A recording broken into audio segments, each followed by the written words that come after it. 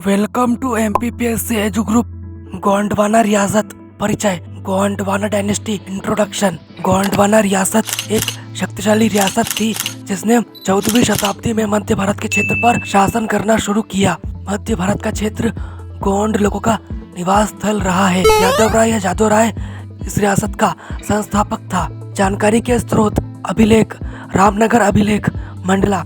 यह अभिलेख संस्कृत भाषा में उत्कीर्ण किया गया है। 1667 में हदय शाह द्वारा इसका निर्माण करवाया गया। इस अभिलेख में यादव राय से लेकर हदय शाह तक 54 शासकों का वर्णन मिलता है। ठर्र का सतीलेख दमोह। साहित्यिक स्रोत सूरज प्रकाश, सिख ग्रंथ, तत्व चिंतामणि, महेश ठाकुर, गजेंद्र मोक्ष काव्यम, लक्ष्मी प्रसाद दीक्षित, वीर भानोदय काव्यम, माधव और रसरत्नमाला, संग्राम शाह। गोंडवाना रियासत का विस्तार।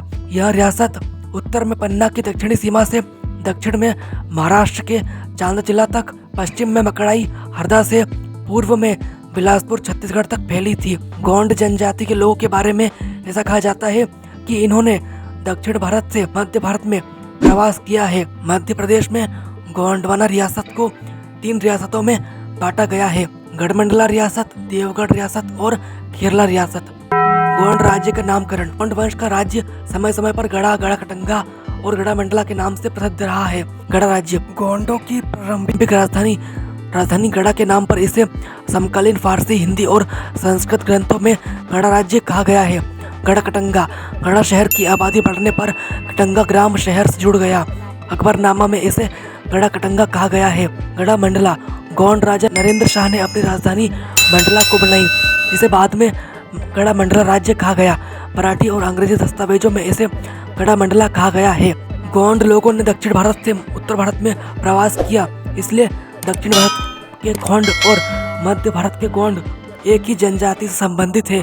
गोंड भाषा दक्षिण भारत की तमिल और तेलुगु भाषा से निकटस्थ है। गोंड वंश की स्थापना से पूर्व की पृष्ठभूमि। संपूर्ण मध्य भारत में 13वीं शताब्दी के आसपास उपजी अस्थिरता ने गोंडों को पनपने का अवसर दिया। मध्य भारत के क्षेत्र पर भिन्न भिन्न राजवंशों ने शासन किया।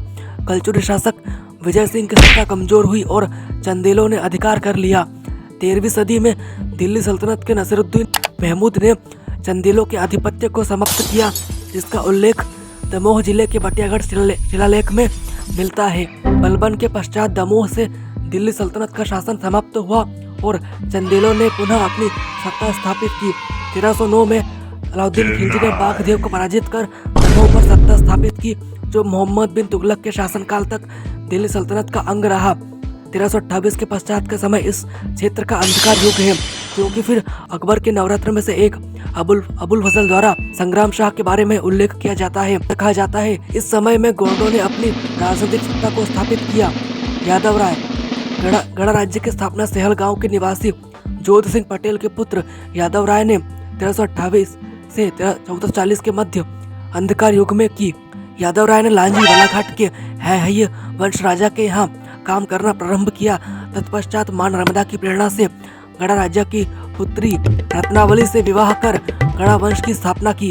यादव राय को गोंड वंश का आदि पुरुष माना गया है। अकबरनामा के अनुसार यादव राय का उत्तराधिकारी खरजी था। इसके बाद क्रमश गोरक्षदास, सुखनदास, अर्जुनदास, संग्राम शाह उत्तराधिकारी हुए।